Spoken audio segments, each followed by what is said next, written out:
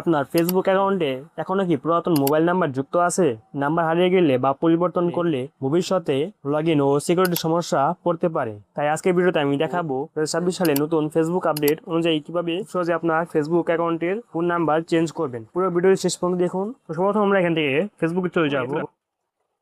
এখান থেকে নিচে দেখতে পাচ্ছেন লেখা রয়েছে থ্রি ডট ক্লিক করবো। পরে দেখতে পাচ্ছেন সেটিংস রয়েছে, সেটিংসে ক্লিক করবেন।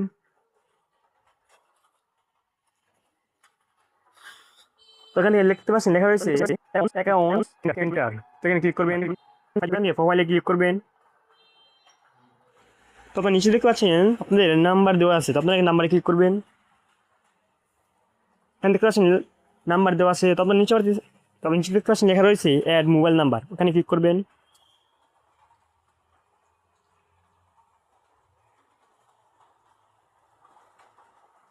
তারপরে এখান থেকে আপনাদের নতুন একটি নাম্বার দিয়ে দিবেন। নাম্বার দেওয়া হয়ে গেলে আপনারা নিচে নিউজ বাটনে ক্লিক করবেন। তাহলে কিছুক্ষণের মধ্যে আপনাদের এই নতুন নাম্বারটি কিন্তু আপনাদের ফেসবুক অ্যাকাউন্টে অ্যাড হয়ে যাবে।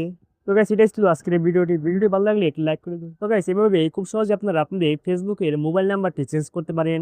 তো গাইস, এটাই ছিল আজকের ভিডিওটি ভালো লাগলে একটু লাইক করে দিবেন, চ্যানেলে নতুন হয়ে থাকলে সাবস্ক্রাইব করে দিবেন।